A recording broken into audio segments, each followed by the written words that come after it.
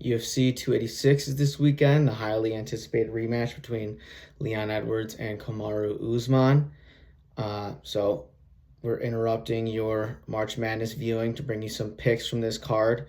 It should be a pretty stacked card, a lot of well-established fighters, a lot of up-and-comers, and I'm really liking the board we got here, and I think we're going to have a pretty good weekend, boys, so let's do it. Let's get into it. First, it's Juliana Miller versus Veronica Macedo. Her name is Macedo. Some places online, other places it's Hardy. She may have just gotten married. Don't know the deal. Regardless, we're going Juliana Miller. Veronica has not impressed too much. She's 1-4 in her last 5. Juliana Miller is 4-1 in her career, and that's excluding some of the Ultimate Fighter performances that are not included on the official record. She hit the DX crotch chop after her last fight. Juliana did, and that's all I really needed to see to have her winning this fight. She looks like the bigger girl, the more skilled fighter, so we're going to go with her. Moving on to Ludovit Klein versus Jai Herbert. This is a really interesting matchup. Jai Herbert, 2-3 in his last 5. Ludovit's 3-2. We've seen Jai get knocked out pretty recently, but come back with a strong performance. Ludovit, on the other hand, has also had up and down days his past few fights, so this one should be really interesting. I think this fight is a big example of power versus cleaner striking. Ludovit's got that power behind him that I think is just going to overwhelm Jai. Jai will probably going to stay standing the whole fight. Jai will probably have success early, but I don't know if he can avoid that power and big hands of Ludovit for a full 15 minutes. So I think Ludovit could get a stoppage here in the second or third round. Next is Joanne Wood versus Luana Carolina. Another tough fight to predict. It's kind of what Joanne are we going to get? She's 1-4 in her last 5. Luana's 3-2 in her last 5. This one's kind of tough. I'm going to lean Joanne just based off of her Muay Thai pedigree. I think she's going to lean on her striking background in this one a lot. There's not much we've seen from Luana that suggests that she could get a stoppage here, and Joanne has been facing the better competition as of late, which I think can explain away that subpar record recently, and she's just been around for a long time, and I think she'll lean on that experience as well. Next up is Jake Hadley versus Malcolm Gordon. I really was liking Malcolm Gordon's value at plus 310 here. He's 2-3 in his last 5, but he's kept him competitive. Hung around with Mokaev all of his last fight before he got stopped late in the third. Hadley, on the other hand, has performed well as well. He's 4-1 in his last 5, and he's a big favorite here at minus 400 at the time of me filming this on Friday. This one's tough. I was leaning Malcolm Gordon, but he missed weight bad today, and although that can go either way, I tend to think that could perhaps be a sign of concern that he either didn't take the weight cut in the training camp as seriously, or perhaps there's something bothering him that he missed weight by, I think it was 3.5, 4 pounds, which is pretty significant at 125. So I'll go Hadley here. Probably get a decision. I don't think his grappling is good enough to stop Malcolm Gordon on the ground, but he does have some power in his hands and on the feet. Next up is Christian Duncan versus Dusko Todorovic. Duncan, I think he's 4-1 in his last 5. Todorovic 2-3. Duncan had that insane Dana White Contender Series. Oh, okay. I'm talking about the wrong guy. Christian Duncan is this is actually his UFC debut, 7-0 fighter. Coming off the scene of the LFA scene, highly touted. He's got a lot of power, and Todorovic likes to get cracked, so I think that's a recipe for disaster. Todorovic will probably have some success wrestling early, But I don't think he'll be able to keep it up for 15 minutes. I don't see him having the gas tank for that. Christian Duncan has shown that he's got a lot of power and KO ability, so I think he'll get a finish in this one. It might not look pretty, and he might get taken down once or twice, but uh, you know, every round starts on the feet, so I think Duncan will find a way to get a finish here. Who's that? Is there another Duncan on the card? Like, what was I thinking there? Yeah, Chris Duncan. See, that's fucked. That's hard to remember. Muhammad Makhayev versus Jafel Filio. Next fight, Makhayev, the biggest favorite on the card, I believe, minus 900. This one, I would ride the hot hand here. I think Makhayev will probably get this one done pretty easily. Filio is 14-2 fighter.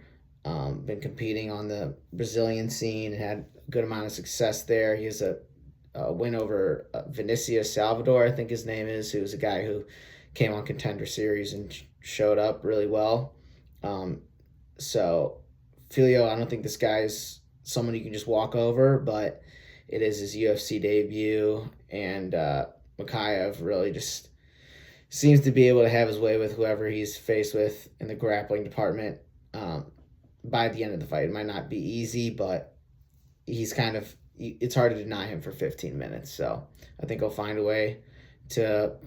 This one will probably go to a decision. I think Filio, his jiu-jitsu will allow him to survive on the ground, but Makhayev should make it look pretty easy. Next is Lerone Murphy versus Gabriel Santos. Lerone Murphy is a guy who's looked really impressive in the UFC up to this point. Really physically imposing guy, a lot of power. He's 31 years old, where Gabriel Santos is younger. He's only 26 years old. This is his UFC debut. The line is a bit closer than I would have anticipated. I don't know if people are thinking this could be like a McKinney, Bonfim situation where a guy comes in relatively unknown and gets some crazy finish. I think Lerone Murphy will just have a physical advantage over Gabriel that'll allow him to, I think the power difference is going to be pretty apparent. And Gabriel, I don't know if he'll be able to survive that. So Lerone's got the home crowd behind him. He'll probably get the win over Gabriel Santos. Next is Sam Patterson versus Yanal Ashmoz, the Schmozer. Sam Patterson, he's another one of these guys, nicknamed the Future. That just kind of rubs me the wrong way. I don't think you can have a future, and there can't be the future in every single weight division. It's kind of overplayed. For that reason, I'm going Ashmoz. I think Ashmoz is going to struggle with the height of Sam Patterson. Sam Patterson's 6'3", which is pretty ridiculous. I don't know how he makes 155. He looks like a cartoon character. And Patterson does have a win against a Magomedov. I don't know which one, but that's pretty telling. But I think Ashmoz, he's got a lot of power. He looked good in his last PFL fight, fighting like a plumber or something. And, I think if he can get it in tight, he can have some success on the feet, and that's kind of going to be the question. Can he get within reach of Sam Patterson? It's going to be a 9-inch reach difference in this one. I think Yanal says, screw it, I might have to eat one to give one, and just goes for it. So Yanal is the pick. Next up is Omar Morales versus Chris Duncan, who I was thinking of before. And Omar Morales, 3-2 in his last 5. Chris Duncan, 4-1. It's a pretty even line here. It's a pick'em. I'm liking Omar Morales. Chris Duncan got cracked a lot in his Dana White Contender Series fight. I think he showed some weaknesses on the feet, and I don't like seeing people get hit. I don't like taking those guys. Morales has been finished himself, but I think his striking is a lot more crisp than Chris Duncan's. And I think he'll find a way to exploit Chris Duncan's weaknesses on the feet.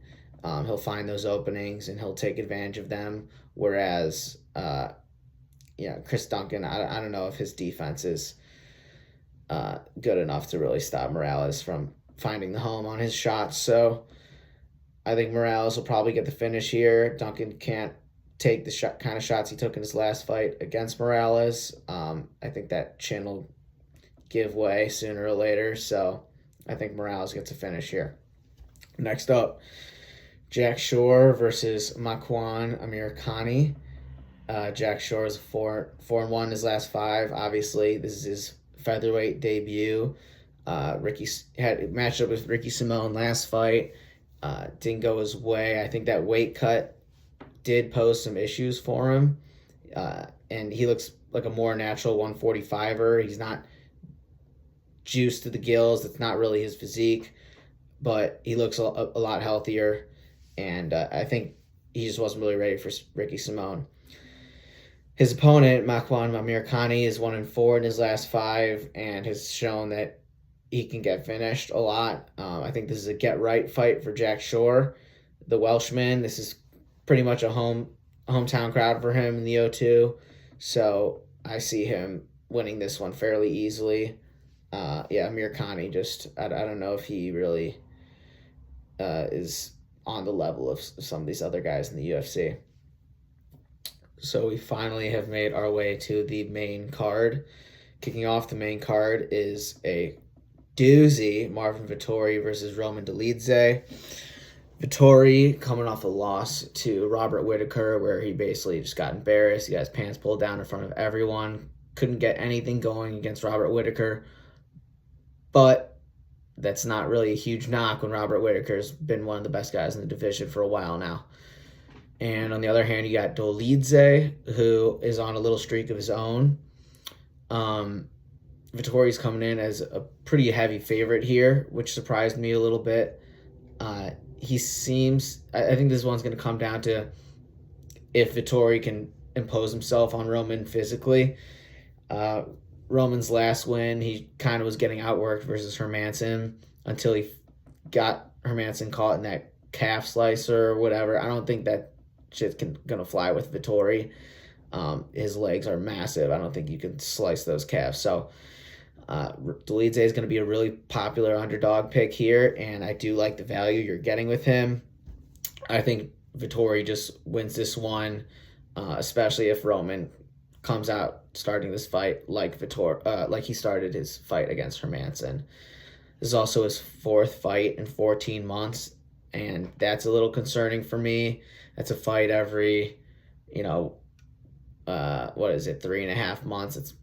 He's been very active, and I think it's kind of hard to stay locked in that entire time, commit yourself fully to every single training camp you have when you have that many of them in a row. So, I think Dolidze, this one probably goes to decision. Vettori gets a decision win here. Dolidze takes a little time off. He says he's got some business to handle in Georgia. He's probably in the mafia or something over there with his big hairy chest. So, I think Vettori wins this one by decision. Next up is Casey O'Neill versus Jennifer Maia. Casey O'Neill's a favorite here. She's an undefeated fighter. Jennifer Maia is 2-3 in her last 5. Casey O'Neill's last fight, I didn't really get the hype too much. She won, but I thought she really had a chance to make a statement against Roxanne, who's a legend of the game. Well-known weeb. I think you should whoop the weeb. So she didn't really deliver last fight, whereas Jennifer Maia has been hanging in there with a lot of the top contenders at flyweight. So despite her going 2-3 in her last 5, I think she can stop this Casey O'Neill hype train this fight. Probably will go to a decision. I don't think she's going to finish her or anything. But still think Casey's got a lot of potential as a prospect. This could be kind of her humbling performance where she gets humbled, goes back to the drawing board, and then comes out next fight looking really scary. Third fight on the main card is Gunnar Nelson versus Bam Bam Barberena. Gunnar Nelson, he's 2-3 in his last 5. Barberena 3-2. He's coming off of a loss against Dos Anjos. I'm going Barberena. I'm betting him I'm taking him basically no matter what. Because I'm just a Bam Bam rider. I think he's, I'm liking the value at plus 290 a lot. I think that line's a bit conflated. He's only been subbed twice in his career, and that's kind of how Gunner's going to need a sub to finish Barberena, because Barberena's he's going to keep coming after you. So I think Barberena will get a decision win here. Um, I think he could probably just out hustle Gunner. Um, and, the dude just doesn't stop. So I'm a big Bam Bam fan, and I think he gets it done here against Gunnar Nelson. Co-main event, Fiziev versus Justin Gaethje. This fight is crazy. I'm kind of surprised it got made, to be honest. Fiziev, he is on a 6-fight win streak, so he has earned the right to face some of these top contenders. I would have liked to see him fight Dober, to be honest. I think that's fireworks. They both defeated Bobby Green. I think that fight would have made a lot of sense, but Fiziev was on a bit of a different trajectory, and he's earned the right to fight top guys like Gaethje. That being said, Gaethje's a plus 200 dog or so, and I'm liking him in this fight. I think he can turn it into a dog fight, and yeah, Fiziev, he's kind of got the fancy footwork. He's throwing all the crazy kicks and stuff, but I think Gaethje's he's going to be throwing these haymakers. He's not going to be afraid to get hit. He'll probably get wobbled like 6 times in this fight, in the first round at least. And I think he'll be able to catch Fiziev, if not get the finish. I think he'll be able to damage Fiziev up. Fiziev's looking juiced up. He's got these like massive pecs. I think he could gas. I really do. And whereas Gaethje, he's always kind of, once he's gassed, like that's when the fight really starts. So this one might kind of go into deep waters, and if that happens, I like Gaethje's odds. And finally, we have our main event, Kamaru Usman versus Leon Edwards. It's the trilogy, the rubber match for all the marbles. Kamaru wants his title back. Leon is definitely not ready to give it up. Kamaru's minus 240 favorite. He really dominated the last 2 fights. Basically, 7 of the 8 rounds up until the last 3 minutes, last fight, where we all know what happened. Ate a shin and took a nap. So Kamaru, obviously one of the best welterweights to ever do it. I think he really does have his sights set on becoming the best to ever do it, and I think that's attainable for him. He's shown that the ability to overcome adversity, and even though he had never really taken a loss like this before, it's only his 2nd loss in his career. I think he just has that championship mindset to be able to do it. That being said, I think Leon takes this one. I really do. I think the altitude played a bigger part of last fight than people care to admit. When all things were equal and both guys had a full gas tank, yeah, we saw Leon get taken down, but he got right back up, and we saw him take down Kamaru and right into mount into a really dominant position. And that was really telling. I think on the feet, Leon does have a big advantage. Kamaru can crack, but Leon just seems to be a lot more fluid. He throws more feints.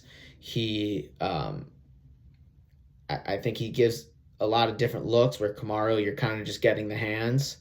Kamaru's keys to victory in this fight are definitely going to be the same it was in the last fight. Grind him up against the cage, take him down. I don't think he's definitely not going to want to play on the feet anymore after Leon knocked him out.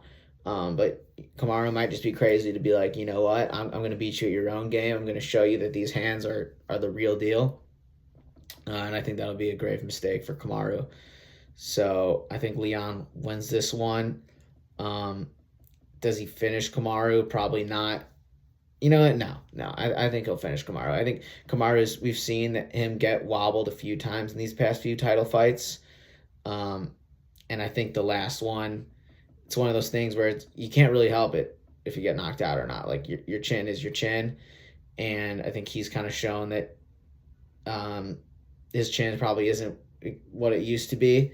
That's just what's going to happen when you've been in the game for so long and fought so many top people like him. So I think Leon gets the win tonight. I don't think that's the end of the Kamaru Usman story. It might be. I mean, he doesn't have a lot to prove. He's already on that Mount Rushmore of greatest welterweights, really greatest fighters to ever fight. He was one win off of tying Anderson Silva's record, which is makes you realize how ridiculous Anderson Silva was. But yeah, I mean, Kamaru, no denying his greatness, but I think it's Rocky's time now. I think he's going to prove that last fight was not a fluke, and I think we're going to see it a lot more. We're going to see it not even a lot more even. We're going to see this fight a lot more in Leon's favor. He's going to have the home crowd behind him. The fight's not going to be 40,000 feet in the air or whatever it was in Salt Lake City or something ridiculous. And so I deleted the last 5 minutes of what I was just saying, but the first video, bear with me. Trust me, the production value is going way up. We're getting a studio. We're going to do it right. But let me just wrap up by saying this is Rocky's time now. Kamaru had his. I think this is going to be a really dominant performance that people are going to start putting some respect on Rocky's name. He's going to prove that he really is the best 170-pounder in the world. It's going to be undeniable. And is this going to be the last we see of Kamaru? It's tough to say. I don't think he's the type of dude to want to go out on a loss, especially to a guy who he feels that he's dominated in the first two fights. I don't know how you can really feel that, but clearly he thinks that. So, in conclusion, Rocky will end tomorrow night as the champ of the world at 170 pounds. And Kamaru, you got to respect the guy. I think he'll keep it humble, but it's going to be too much. And the guy's knees are shot and everything. So now I'm just rambling, but you get the point. Rocky time. I'm out.